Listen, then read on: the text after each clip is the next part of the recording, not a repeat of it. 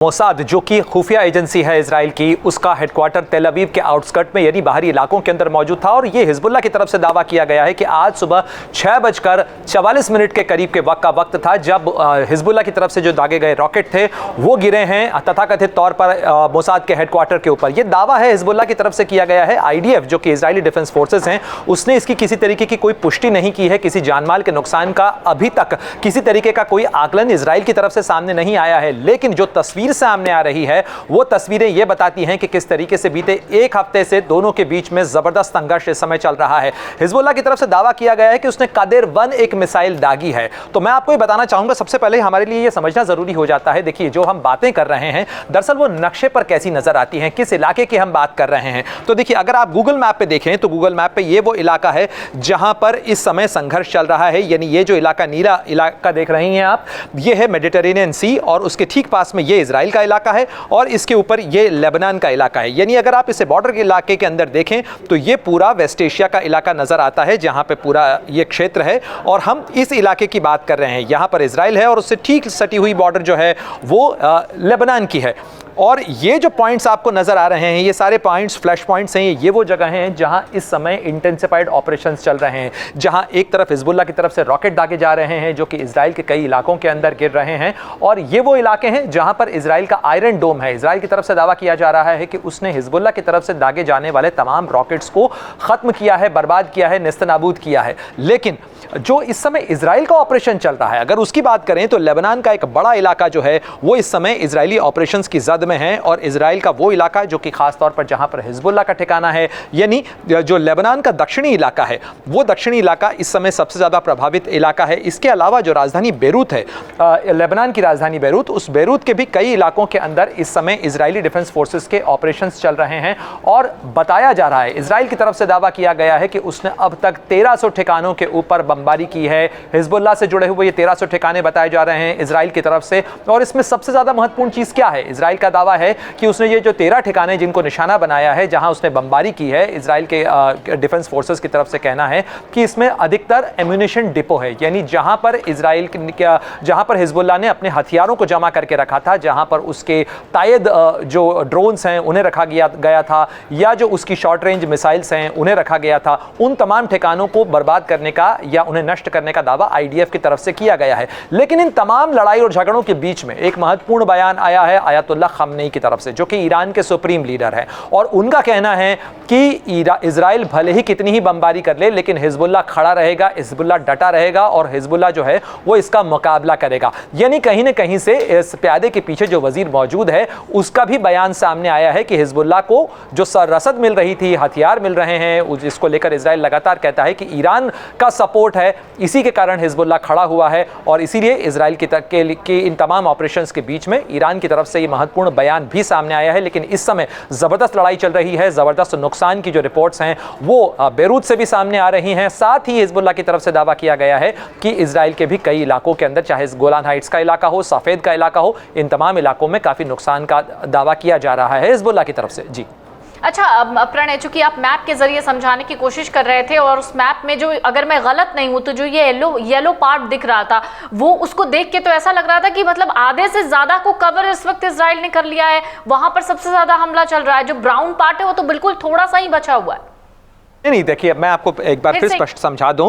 जी, ये जो येलो इलाका आप देख रही हैं दरअसल ये इजराइल की टेरिटरी है। और साथ ही जो ब्राउनिश इलाका आप देख रही हैं, यहाँ पर लेबनान लिखा हुआ है, ये लेबनान का इलाका है। ये बॉर्डर्स को डिमार्केट करने का तरीका है कि आप बॉर्डर को कैसे समझ सकते हैं। लेकिन ये जो पूरा इलाका है, इसके अंदर काफ़ी डेप्थ तक जो है इस समय बमबारी इजराइल की चल रही, क्योंकि इजराइल के पास एयरफोर्स है और हिजबुल्लाह केवल रॉकेट दाग सकता है। वो रॉकेट इस इलाके के अंदर कुछ दूरी तक आकर गिरते हैं। इजराइल के पास एक ज़बरदस्त डिफेंस मैकेनिज्म है, वो है उसका आयरन डोम सिस्टम। ये आयरन डोम सिस्टम जो है ये वो तंत्र है, वो मिसाइल रक्षा प्रणाली है जो कि बाहरी आने वाले किसी भी हमले को नष्ट करने में सक्षम है।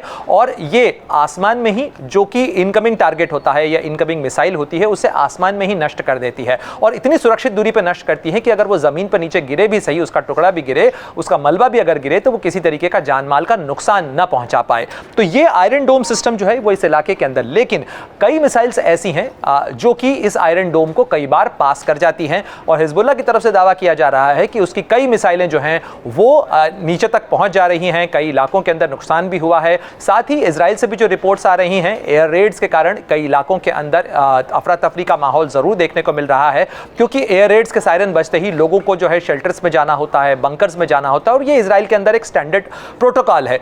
लेकिन इस बीच में काफी अफरा तफरी की रिपोर्ट्स जो हैं वो खास तौर पर, क्योंकि ये जो आप बॉर्डर देख रहे हैं, ये बॉर्डर जो है, ये जो इलाका है, जो येलो कलर का इलाका आप देख रही हैं, ये इलाका है दरअसल उत्तरी इजराइल का इलाका, यानी इजराइल का ये उत्तरी हिस्सा है और साथ ही ये लेबनान का दक्षिणी हिस्सा है। यहां पर ये बॉर्डर मिलती है। लेकिन यहां पर एक बहुत महत्वपूर्ण पोर्ट है, ये देखिए हाइफा का पोर्ट है। ये हाइफा का पोर्ट वो पोर्ट है जहां से भारत का इतिहास भी जुड़ा हुआ है। भारतीय सैनिक यहां पर लड़ाई के लिए भी एक जमाने के अंदर गए थे प्रथम विश्व युद्ध के दौरान, और साथ ही ये वो इलाका है जो इलाका भारत के लिहाज से, इस लिहाज से भी महत्वपूर्ण है क्योंकि यहां पर हाल ही में पोर्ट डेवलपमेंट का काम जो है उसे भारतीय कंपनियों को दिया गया था। और आप देखें जिस प्रोजेक्ट की मैं बात कर रहा हूं, क्यों भारत के लिए यह महत्वपूर्ण हो जाता है, क्योंकि हाल ही में भारत में जब पिछले साल G20 की बैठक हुई थी, तो उस G20 की बैठक के दौरान एक IMEC का प्रस्ताव पारित हुआ था, यानी India middle east economic Europe economic corridor, और ये मुंबई से लेकर आपको यहां पर अटलांटिक तक के बीच का रास्ता जो है बनाता है। यानी इसके अंदर दुबई का भी पोर्ट आता है,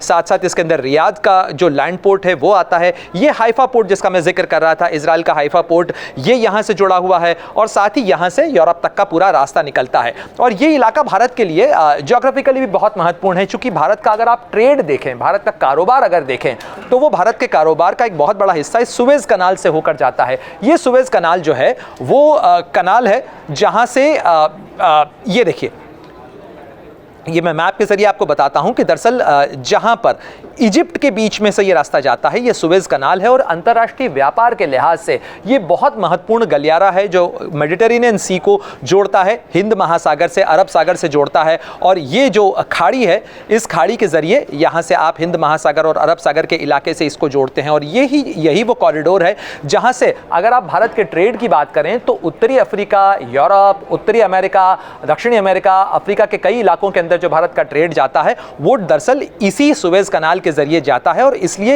ये जो रास्ता है ये भारत के लिए काफी महत्वपूर्ण है, और साथ ही ये जो प्रस्तावित कॉरिडोर है ये भी महत्वपूर्ण है। ये मैं रास्ता आपको इसलिए बता रहा हूं पल्लवी कि ये रास्ता समझना इसलिए जरूरी है कि कहां भारत के इंटरेस्ट हैं। इस इलाके में अगर झगड़ा चलता रहता है, इस इलाके में अगर तनाव बना रहता है, तो ये भारत के लिए भी क्यों चिंता का सबब बनता है। भारत के कारोबार के लिहाज से ये चिंता का सबब बना रहता है, भारत की बड़ी आबादी खाड़ी के इलाके में रहती है, उस लिहाज से ये चिंता का सबब बना रहता है।